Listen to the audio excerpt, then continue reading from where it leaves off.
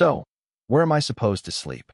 Caleb was standing in the middle of my apartment with a duffel bag in one hand, rain on his hoodie, and the kind of look that made my brain forget we were just friends. I should have had a normal answer ready. Couch, floor, anywhere but near me. Instead, I just stood there holding the door open like an idiot while cold air slipped in behind him. Hello. He lifted his eyebrows. Ethan, you alive? Yeah. I stepped back fast. Too fast. Sorry. Come in. Caleb walked past me, brushing my shoulder with his. It was nothing. Barely even contact. But my chest tightened anyway, which was embarrassing because I was 25 years old and apparently still capable of being destroyed by a wet hoodie. He dropped his bag beside the couch and looked around my place like he hadn't been here 100 times before. Small living room. Too many books on the coffee table. One sad plant by the window that I kept pretending wasn't dying. Still smells like coffee and stress in here. That's called having a personality. He laughed under his breath, and I hated how quickly that sound settled into the room. Like it belonged there.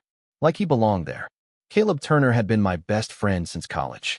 For years of late-night burgers, bad movies, helping each other move, pretending we didn't know every stupid detail about each other's lives. He knew I hated voicemail. I knew he ate cereal out of mugs when he was too lazy to wash bowls. Normal best friend stuff. Safe stuff. At least, that was what I kept telling myself. Seriously, thanks for this. He pushed a hand through his damp hair. The pipe situation is a disaster. My landlord said a week. Maybe less. A week is fine. I said it like my stomach hadn't dropped the second he texted me. Can I crash at your place for a few days? Maybe a week? I'd replied in 12 seconds. 12. I checked. Then I spent the next hour pretending that didn't mean anything. Caleb glanced at me. You sure? I don't want to mess up your whole quiet little old man routine. I'm not an old man. You own a heating pad and fall asleep during movies. Because you pick terrible movies. He grinned and kicked off his sneakers by the door. Guess you're stuck with me then. There it was. That casual tone. That easy smile. The kind of sentence that shouldn't have done anything to me. But it did. Because one night with Caleb was normal. A weekend after drinking too much with friends was normal. But a week? A week meant his keys on my counter. His hoodie on my chair. His voice in my kitchen before coffee. A week meant I'd have to act normal while he walked around my apartment like he was part of my life in a way I had no right to want. You hungry? I moved toward the kitchen just to have something to do with my hands. I can make eggs or something. At 9:30 at night? Fine. Starve. He followed me anyway, leaning against the counter while I opened the fridge and stared at nothing. I could feel him watching me. Not in a weird way. Just watching. Caleb did that sometimes. Looked at me a second longer than he needed to, then smiled like he hadn't. You're nervous, he said. My hand froze on the fridge door. No, I'm not. You always clean when you're nervous. I looked at the spotless counter. The folded blanket. The couch pillows lined up like guests were coming to inspect them.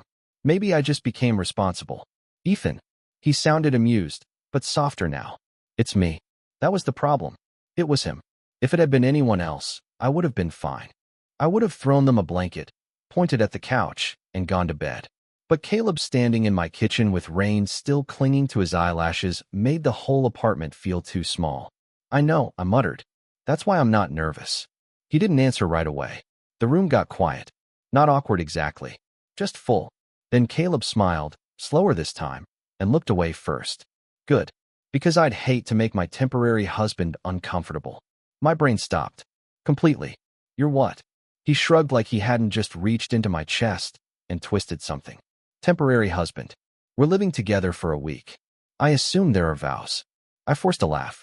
It came out almost normal. You're sleeping on the couch. Wow. He pressed a hand to his chest. Marriage is already falling apart. Tragic. No counseling? Nope. He looked past me toward the hallway, then back at the couch. His expression shifted just a little. Okay, but real question. My pulse picked up before he even said it. Caleb nodded toward the small living room, then toward my bedroom door. Where am I actually sleeping? And just like that, the joke stopped feeling like a joke. The couch is fine, I said way too fast. Caleb looked at it. Then he looked at me. Then he looked back at the couch like it had personally offended him. Ethan. What? My feet are going to hang off that thing by, like, a foot. That sounds like a you problem. He walked over and dropped onto it dramatically, arms spread, one leg already sliding off the end. Look at this. I'm basically camping. I tried not to laugh. Failed immediately. You are 6 feet tall, not a giant. 6'1". That extra inch really changed the tragedy. Caleb lifted his head just enough to glare at me. His hair was still damp, curling slightly near his forehead, and for a second I forgot the punchline I had ready. That happened around him sometimes. My brain would just stop mid-thought, like it had run into a wall. He noticed, of course. Caleb always noticed more than he admitted. His expression softened a little. I can take the floor if it is weird. My stomach tightened. Why would it be weird? I do not know. He sat up slowly, elbows on his knees. You are acting like I brought a camera crew. I looked away and grabbed the folded blanket from the chair. I am not acting like anything. You cleaned behind the microwave. That needed to happen. Nobody needs to clean behind the microwave at 9 on a Sunday. He was smiling again, but his voice had gone quieter. Not teasing exactly. Careful. That made it worse. I tossed the blanket at him. It landed over his face. There. Problem solved. He pulled it down, laughing under his breath. Rude to your guest. Temporary husband. I corrected before I could stop myself. Caleb froze for half a second. It was small. Barely there. But I saw it. His eyes lifted to mine, and the room went quiet in a way I did not know what to do with. Then he smiled. Too slow. So you admit it. Heat climbed up my neck. I admit nothing. Too late. He stood and walked past me toward the hallway, close enough that his shoulder brushed mine again. I am going to change before you make me sign divorce papers. I stayed in the living room, staring at the couch like it could explain what was happening. It was Caleb. Just Caleb. My best friend. The guy who once ate cold pizza out of my fridge at 2 in the morning and called it self-care. This was not romantic. This was not a big deal. He needed a place to stay. I had a couch. That was it. But then he came back wearing an old navy sweatshirt and soft gray sweatpants, rubbing a towel through his hair, and my entire argument collapsed. You okay? Caleb stopped near the couch. You got quiet. I am always quiet. Not like that. He took the blanket from me before I realized I was still holding the second one. Our fingers touched. Just the sides of them. Nothing dramatic. Nothing anyone else would have even noticed. But neither of us moved right away. His hand was warm. Mine was not. Caleb looked down first, then back up. His face did not have the joke ready this time. I should have pulled away. I meant to. Instead, I just stood there with my pulse beating hard in my throat. Your hands are freezing, he murmured. It is cold out. We are inside. Then your apartment is cold. You complain a lot for a homeless man. That finally got a small laugh out of him. But it came late, like he had to remember we were supposed to be normal. He took the blanket slowly and stepped back. Fair. I cleared my throat and pointed at the couch. You need another pillow? Only if you have one that makes this couch less insulting. I have one extra. I went to my room, grateful for the excuse to breathe. When I came back, Caleb was already lying down, one arm tucked behind his head, staring at the ceiling. The lamp beside him made the whole room softer. Too soft. I handed him the pillow. He took it, then caught my wrist lightly before I could pull away. Not tight, just enough to stop me. My chest went still. Caleb looked at me for a second that felt too long to survive. Thanks for letting me stay. It is just a week. His thumb shifted once against my wrist. Maybe by accident. Maybe not. Yeah, he said quietly. Just a week. I forced myself to step back. Good night, Caleb. Night, Ethan. I turned off the lamp and walked to my bedroom, but I did not close the door all the way. I told myself it was because he might need something. Water. A charger. Another blanket. Anything normal. But later, lying in the dark, I could hear him turning on the couch. Once. Twice. Then nothing. I stared at the ceiling and tried not to imagine him awake out there, staring at his own. It meant nothing. That was what I kept telling myself. Then, from the living room, Caleb's voice came softly through the dark. Ethan. My breath caught. Yeah. A pause. Then, quieter. Never mind. And somehow that was worse than if he had said everything. The first thing I noticed the next morning was the smell of coffee. The second thing I noticed was Caleb standing in my kitchen like he had always lived there. He was barefoot, hair messy, one sleeve pushed up, holding my favorite mug in one hand and his phone in the other. For one stupid second, I just stood in the hallway and let my brain do something dangerous. It imagined this was normal. It imagined waking up to him every day. Then Caleb looked over. Morning, old man. I blinked myself back into existence. Why are you using my mug? He glanced down at it, completely unbothered. Because it is the biggest one. That is my mug. Your mug is very welcoming. My mug is not a guest towel. He smiled and slid another cup across the counter toward me. Relax. I made yours first. That shut me up. I stared at the coffee like it had personally attacked me. Light cream. 1 sugar. Exactly how I took it. Caleb noticed my face and lifted one shoulder. What? You remembered. You act like I have memory loss. No, I picked up the mug so I had something to do. Never mind. He leaned back against the counter, watching me over the rim of his cup. You get weird when people take care of you. My chest tightened. I do not. You do. You look like you are trying to decide whether to say thank you or call the cops. I laughed, but it came out thin. The problem was, he was not wrong. Caleb remembering my coffee should not have meant anything. Best friends remembered things. That was normal. But there was something about him standing there in the soft gray light from the window, moving around my kitchen like he knew where everything belonged, that made my defenses feel useless. He opened my cabinet and pulled out cereal without asking. Then a bowl. Then paused. Actually, you still only have 1 clean bowl? I live alone. That is not an excuse. It absolutely is. He gave me a look, then grabbed 2 mugs instead. College rules. 5 minutes later, we were sitting on the kitchen floor eating cereal out of mugs because my small table was covered in mail I kept pretending I would sort. Caleb had one knee up, shoulder resting against the cabinet, looking too comfortable. Too close. Too much like a person who belonged in all the empty spaces of my apartment. I have a video call at 10, I muttered. Work thing. I will be invisible. You are physically incapable of being invisible. Rude. His knee bumped mine. Neither of us moved it away. I looked down at the contact. So did he. The old Caleb would have made some stupid joke. Something easy. Something safe. Instead, he just kept eating, quiet for once, his knee still against mine like it had a right to be there. My phone buzzed on the counter, saving me from whatever that silence was becoming. I stood too quickly and almost dropped my mug. Caleb caught it before it tipped, his hand closing over mine for half a second. Warm. Steady. Way too gentle. Careful. His voice was lower than usual. I looked at him. He looked back. No grin. No punchline. Just Caleb, close enough that I could see the little crease between his eyebrows. The air felt stuck in my throat. I am careful, I managed. His thumb brushed the side of my hand before he let go. Not really. I wanted to ask what that meant. I wanted to pretend I did not care.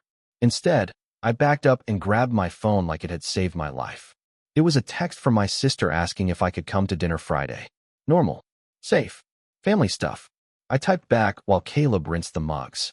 Then he turned, drying his hands on a towel, and said, Your sister still thinks we are secretly married? I almost choked. She does not think that. She called me your emotional support golden retriever last Thanksgiving. That is different. Is it? He smiled, but softer, like he was testing the words before letting them land. Maybe she has a point. I looked at him too fast. Caleb's smile faded, just a little. Not enough to call it serious. Enough to make my stomach drop. Do not say stuff like that, I muttered. His eyes stayed on mine. Like what? Like it means something. The second the words left my mouth, I regretted them. The kitchen went quiet. The sink dripped once behind him. Caleb looked down at the towel in his hands, twisting it slowly. When he finally spoke, his voice was almost too calm. And if it did, I forgot how to breathe. Completely. Then his phone rang on the counter, loud and bright and awful. Caleb blinked first, like waking up. He grabbed it, glanced at the screen, and forced a smile that did not reach his eyes. Landlord. I should take this. He walked into the living room before I could say anything. I stood alone in the kitchen with my untouched coffee going cold, my heart pounding so hard it hurt. I told myself I had misunderstood. I told myself he was joking. But the problem was, Caleb had not laughed. And neither had I. By Thursday night, I had gotten too good at pretending Caleb was not changing the shape of my apartment. His sneakers by the door. His sweatshirt over the back of my chair. His toothbrush next to mine in the bathroom cup, which was stupidly domestic and should not have made me stand there for 10 full seconds like a lost person. I kept telling myself the same thing. Temporary. Friendly. Normal. Then my phone lit up while we were watching some cooking show neither of us cared about, and Caleb saw the name before I could grab it. Nate. Just one word on the screen, but the whole room shifted. Caleb's eyes flicked down, then away. Fast. Too fast. You can answer it, he murmured, reaching for the remote. It is just a text. From Nate. I looked at him. You remember Nate? Caleb shrugged, eyes on the television. You mentioned him once. I had mentioned him once 3 months ago, after a work happy hour. A normal person would not remember that. A normal best friend definitely would not remember the way Caleb did, quiet and careful, like the name had been sitting somewhere under his ribs. He is just a guy from work. Did I ask? He smiled, but it missed. Completely. I set my phone face down on the coffee table. You are being weird. I am watching a man ruin pasta on national television. Caleb. That made him go still. He leaned forward, elbows on his knees, hands clasped loosely. For a second, all I could hear was the rain tapping against the window and some chef on television yelling about garlic. Then Caleb reached for my phone, not to look at it, just to slide it closer to me. His fingers brushed mine on the table. Neither of us pulled back right away. His thumb rested near my knuckle, not touching fully. Almost. That was worse. Are you seeing him? His voice was low enough that I almost missed it. My stomach dropped. Nate. No, the pasta guy. I huffed out a laugh because I needed air. Caleb did not laugh with me. He just watched my face. No, I said. I am not seeing him. Something in his shoulders loosened. Barely. But I caught it. And once I caught it, I could not unknow it. Why does that matter? Caleb looked down at our hands. His jaw flexed once. It does not. That is not true. Ethan, do not do that. My voice came out sharper than I meant. Do not ask me something like that, and then act like I am crazy for noticing. His eyes lifted to mine, and suddenly the couch felt too small, the apartment too quiet, the whole week balanced on one breath. I never said you were crazy. Then what are you saying? Caleb opened his mouth, closed it, ran a hand through his hair, and looked toward the window like the answer might be out there in the rain. I am saying, he stopped again. My heart was pounding now, hard enough that I felt it in my throat. What? He turned back to me. The joke was gone. The easy best friend mask was gone. He looked tired. Scared, maybe. I do not like thinking about you with him. The room went silent. Not the comfortable kind. The kind that makes every tiny movement feel too loud. Why? I whispered. Caleb leaned back, but only a little, like his body wanted distance and did not know how to take it. You know why? I did not. Or maybe I did, and that was the terrifying part. I stared at him, trying to find the safe version of what he meant. Protective best friend. Weird timing. Temporary stress. Anything but the obvious thing sitting between us with its hands around my lungs. Caleb. His name came out softer than I planned. He looked at my mouth. Just for a second. But I saw it. My breath caught, and his did too. The space between us shrank without either of us moving. Or maybe we both moved. I still do not know. His hand slid closer on the coffee table until his fingers touched mine fully. Warm. Careful. Asking without asking. I should have made a joke. I should have moved. Instead, I turned my hand slightly, just enough for our fingers to fit together. Caleb stared down at it like I had handed him something breakable. Then he looked back at me, eyes darker, expression wide open in a way I had never seen before. Ethan, he breathed, and it sounded like a warning. Or a confession. I leaned in before I could talk myself out of it. He did too. Slow. Barely. But enough that the air changed. Enough that my whole body knew we were standing on the edge of something we would not be able to take back. Then my phone buzzed violently between us. Nate again. Caleb flinched like he had been caught. His hand slipped away from mine, and cold rushed into the space where his fingers had been. I grabbed the phone, not even answering, just silencing it with shaking hands. When I looked back, Caleb was already standing. I should shower, he muttered. Caleb, wait. He paused near the hallway, but did not turn around. I am fine. He was not. Neither was I. A second later, the bathroom door closed, and I sat there on the couch with my phone dark in my hand, trying to convince myself we had not almost crossed a line. But my fingers still felt shaped around his. And I knew Caleb's did too. By Friday evening, I had become an expert at avoiding the couch. Which was hard, considering my apartment only had 3 rooms and Caleb was somehow in all of them. He came out of the bathroom after his shower like nothing had happened, made some dumb comment about my water pressure, and spent the rest of the night being painfully normal.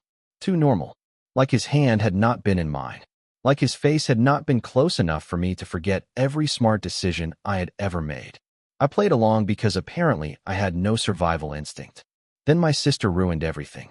Her text came in while Caleb and I were making grilled cheese for dinner, because neither of us had the emotional strength for real cooking. Family dinner tomorrow. Bring Caleb if he is still freeloading. I stared at the screen.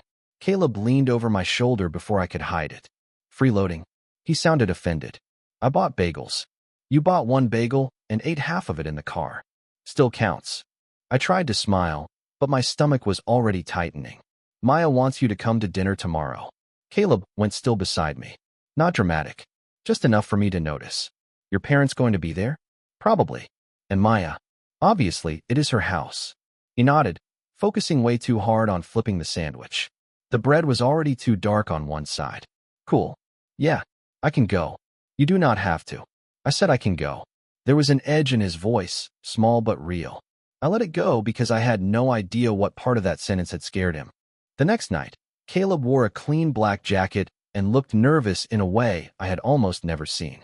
My family loved him. That was not the problem. My mom hugged him before me. My dad asked about work.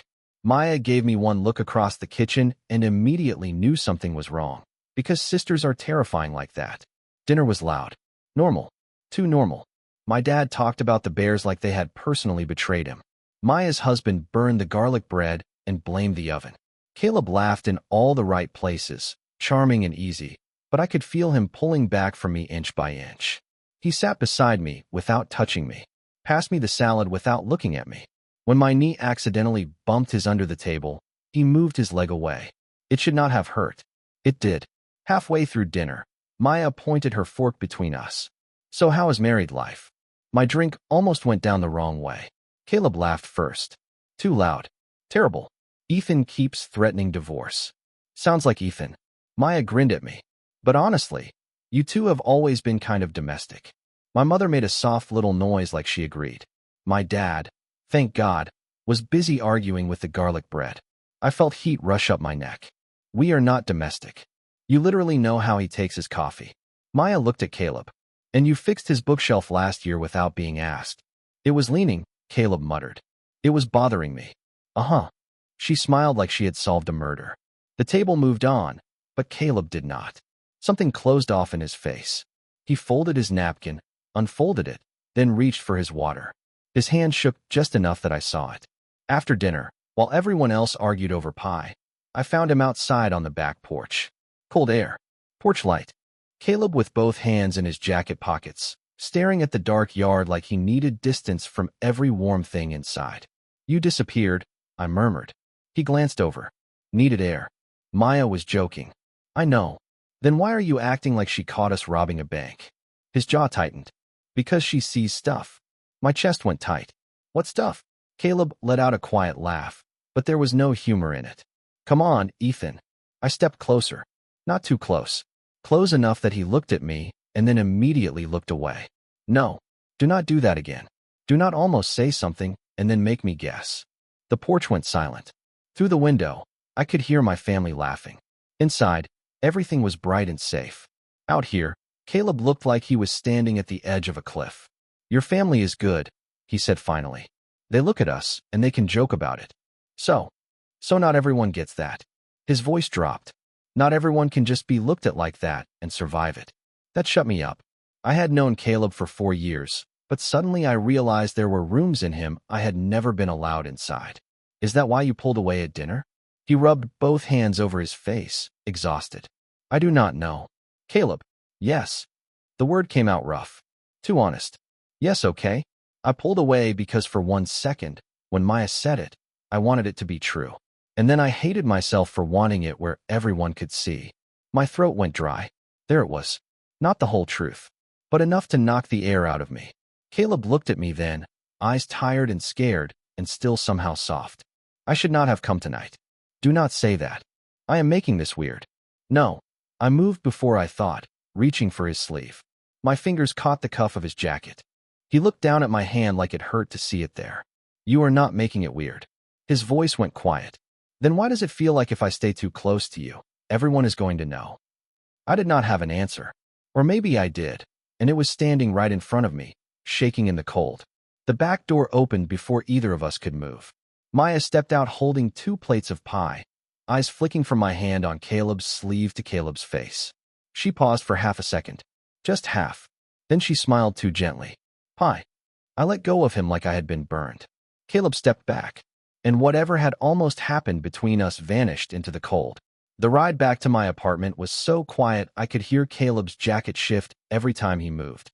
He sat in the passenger seat with one knee angled toward the door, looking out the window like the city had suddenly become fascinating.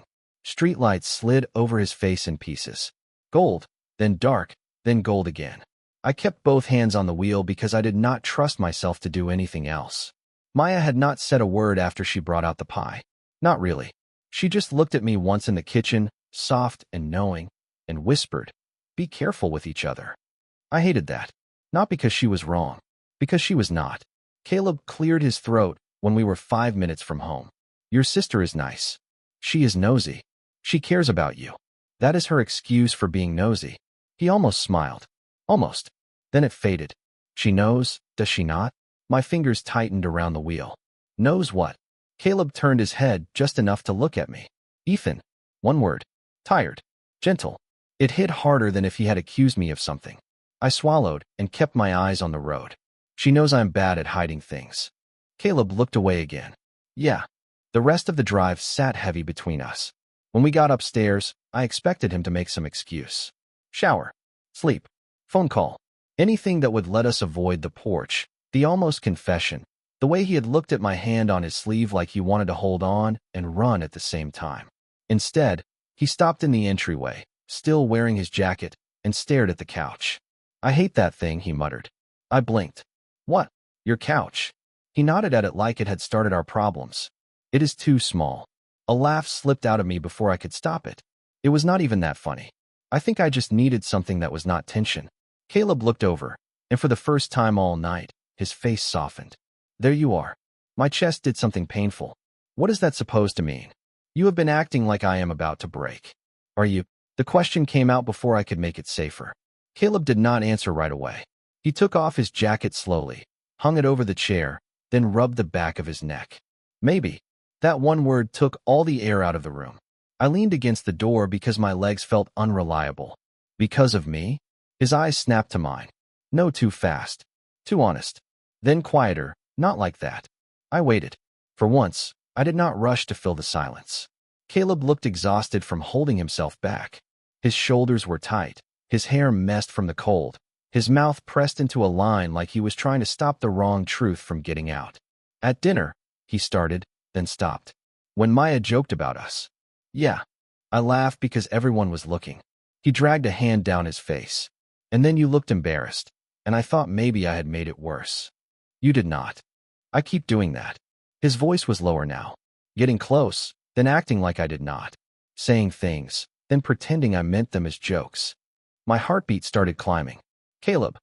No, let me say this before I lose it again. He stepped closer, not much, just enough that the space between us felt awake. Last night, when I asked about Nate, I knew I had no right to. I know that. You can date whoever you want. I looked at him, barely breathing. I am not dating Nate. I know. His eyes held mine, and I was relieved. That is the problem. The apartment went silent except for the low hum of the fridge. Caleb laughed once under his breath, not happy, more like he could not believe himself. I hated seeing his name on your phone. I hated hearing Maya say we looked domestic because for 1 second, it felt real to me. And then I panicked because I wanted it to stay real. My throat went dry. I had imagined Caleb saying something like that so many times that hearing it out loud felt unreal. Like my brain did not trust it yet. You wanted it to stay real? His gaze dropped to my hand near the doorknob, then back to my face. Yeah. The word was soft. Clear. No joke hiding behind it. I did. I pushed away from the door. Then why did you keep pulling back? Caleb's expression cracked, just a little. Because you are my best friend. That is not an answer. It is the whole answer. He stepped closer again, and this time I did not move away. If I read this wrong, I lose you. If I read this right, I still might lose you. Do you get that? I did. God, I did. My chest ached with it. You are not reading it wrong, I whispered. Caleb went completely still. His eyes searched my face like he needed the words to be there twice. Ethan. I reached for him slowly, giving him every chance to move. He did not. My fingers touched his sleeve first, then his wrist. This time, he turned his hand and caught mine. Not by accident. Not halfway. He held on. His palm was warm, his grip careful, but there was nothing casual about it. We stood there in the entryway like two idiots who had finally run out of places to hide. Caleb looked down at our hands and let out a shaky breath. I do not hate this. My laugh came out quiet and wrecked. That is a very Caleb way to confess something. His mouth curved, but his eyes stayed serious. I mean it. His thumb moved once over my knuckles. I do not want to go back to normal. There it was. The thing I had been terrified to want. The thing neither of us could shove back into a joke anymore. I squeezed his hand before I lost my nerve. Then do not. Caleb looked at me for a long second, like those two words had knocked something loose in him. Then he pulled me in, not fast, not dramatic, just close enough that his forehead almost touched mine. We did not kiss. We did not need to. Not yet. His hand in mine already felt like a line crossed. A safe one. A terrifying one. Then his phone buzzed from the coffee table. He closed his eyes and whispered, "Please tell me that is not my landlord." I glanced over. The screen lit up with a name I did not recognize. Caleb saw it too, and every bit of warmth drained from his face. He let go of my hand. I need to take that. And just like that, normal came rushing back in. But this time, I knew neither of us believed in it anymore. The name on Caleb's phone was Marcus. I only saw it for half a second before he grabbed the screen off the coffee table, but half a second was enough for my brain to do what it did best. Panic. He stepped into the kitchen to answer, lowering his voice like the apartment had suddenly grown ears. I stayed by the door, hand still warm from where he had been holding it, trying not to listen and failing immediately. "Yeah, I know," Caleb murmured. A pause. Then, quieter, "No, I have not told him everything yet."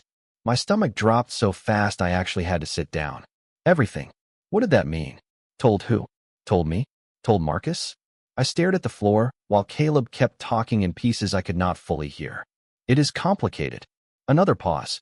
"Because it is Ethan." That part one heard clearly. My name in his mouth, soft and frustrated, like I was a problem he cared too much about. I stood before I knew what I was doing. The kitchen light made a thin line across the floor. Caleb had his back to me, one hand braced on the counter, shoulders tense. "I cannot just blow up my life because I had one good week," he said. And there it was. The sentence that took all the air out of me. One good week. Like that was all this was.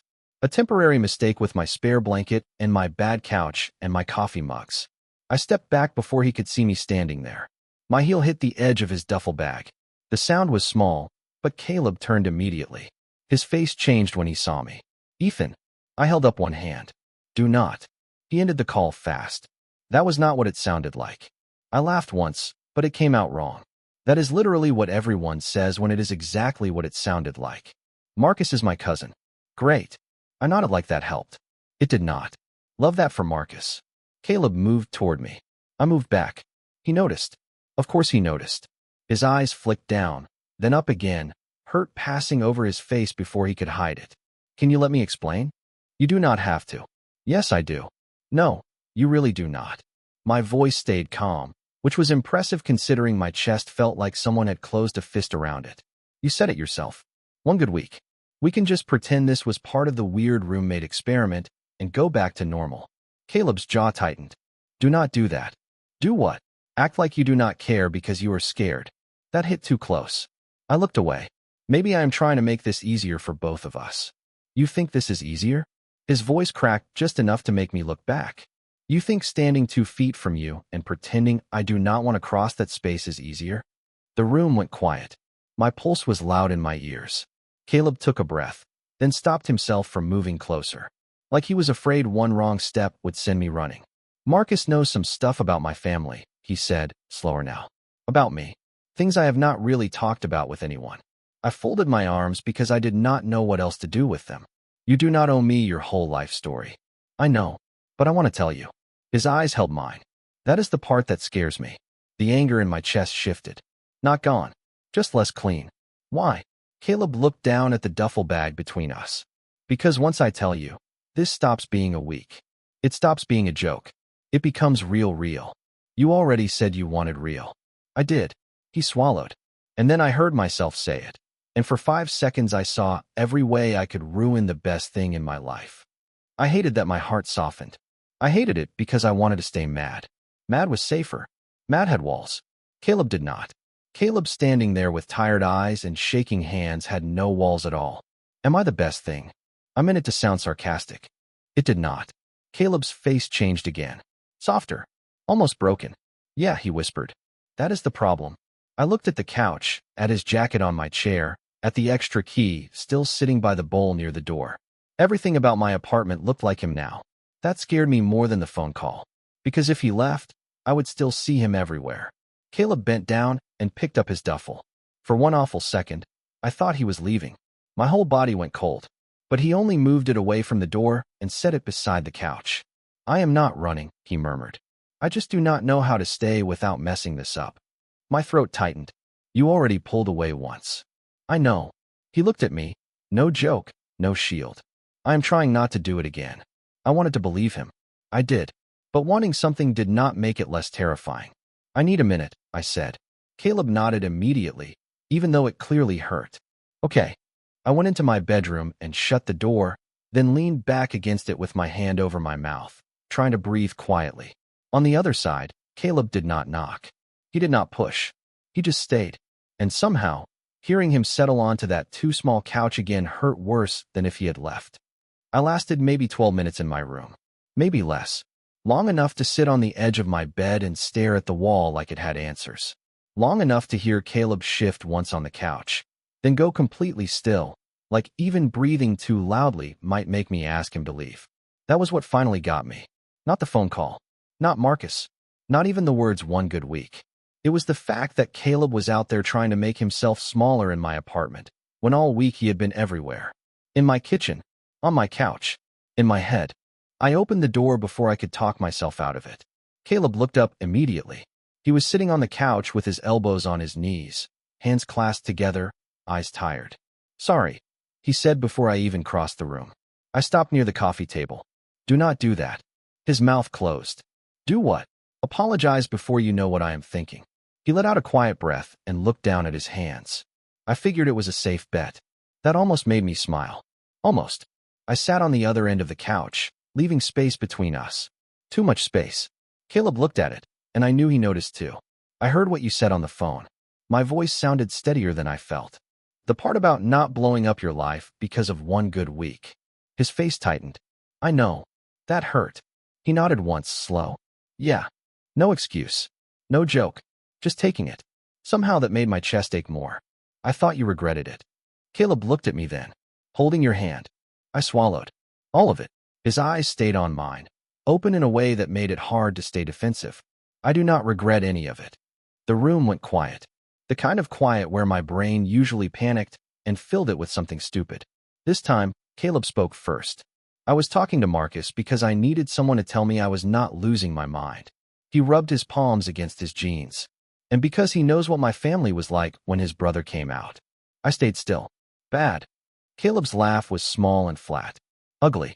Not kicked out ugly, but close enough that everyone learned what not to say at Thanksgiving. He looked toward the window. My dad still calls it a phase when he thinks he is being polite. I hated how carefully he said it. Like if he kept his voice even, it would not hurt as much. Caleb, I know your family is not like that. His eyes came back to me. That is not what scared me.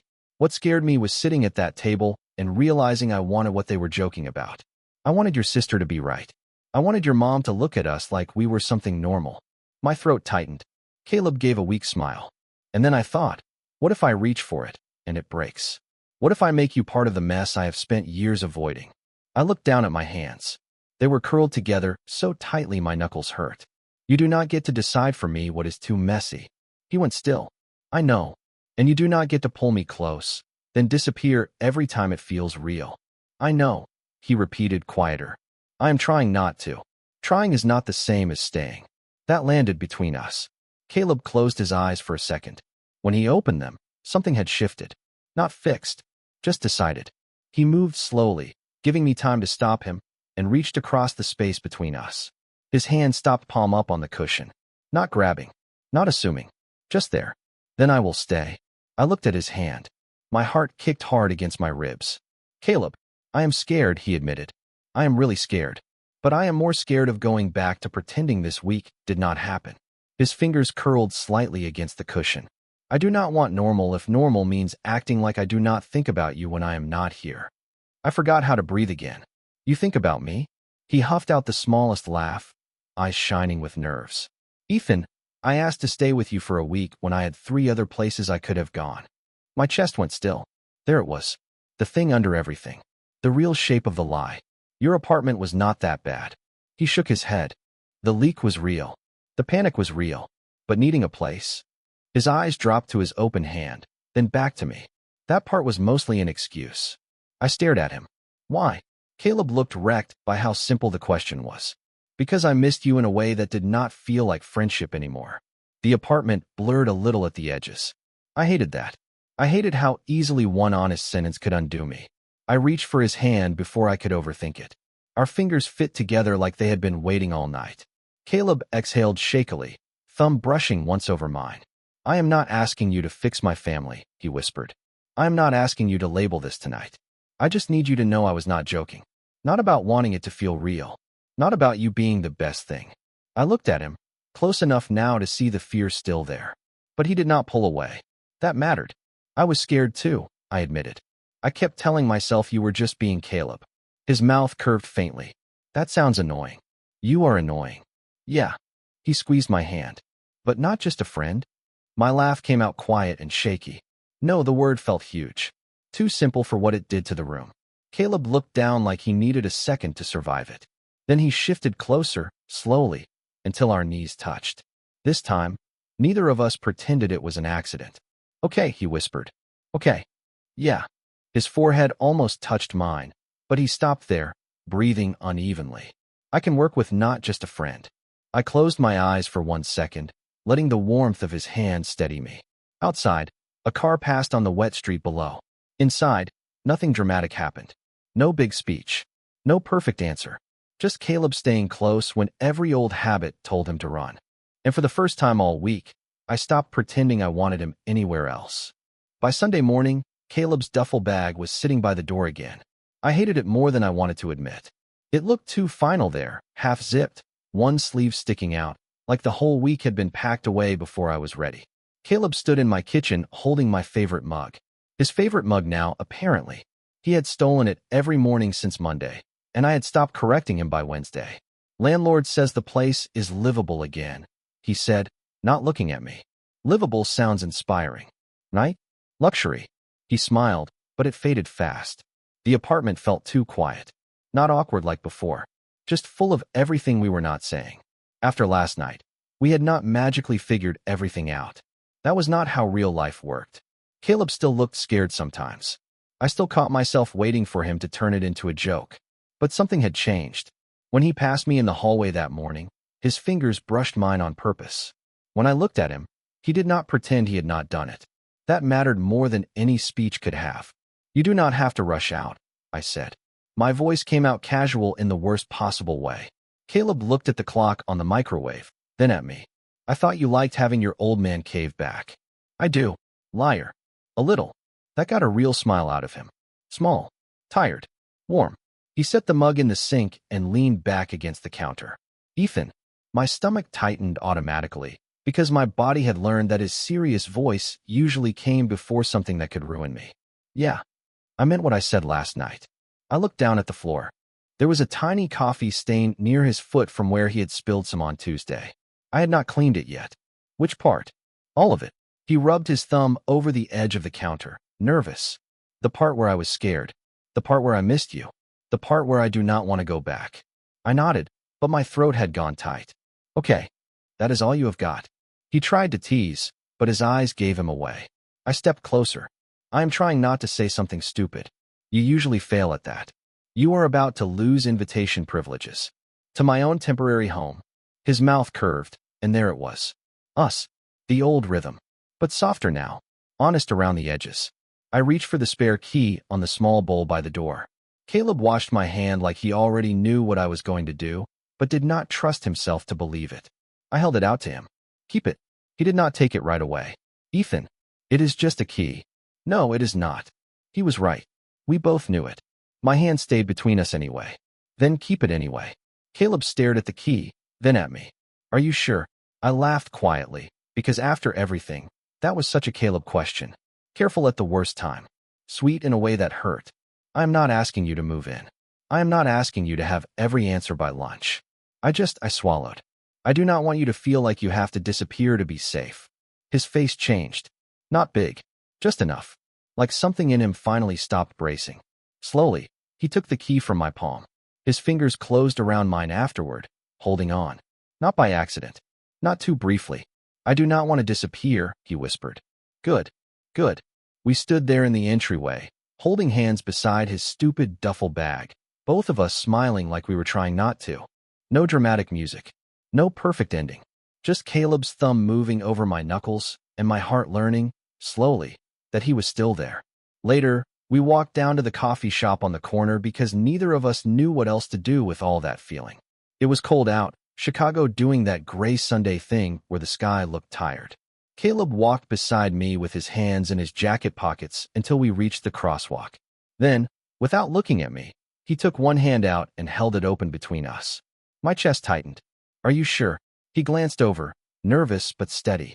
No, then his fingers found mine. But I am doing it anyway. So I held his hand, right there on the sidewalk, while cars passed and strangers walked by, and the world did not end. Nobody pointed. Nobody cared. The light changed. Caleb squeezed once, and we crossed together. That was the part one still think about. Not the almost moments. Not the couch. Not even the confession. It was the first ordinary morning after everything changed. His key in his pocket. His hand in mine. The same coffee shop ahead of us. The same street. The same city. But none of it felt the same anymore. A week earlier, Caleb had asked for a place to stay. By the end of it, I realized he had never really needed my couch. And maybe I had never really needed to be alone. We did not have a label yet. We did not have a plan. But when he sat beside me in the coffee shop, close enough for our knees to touch, he did not move away. Neither did I. And for once, neither of us called it nothing.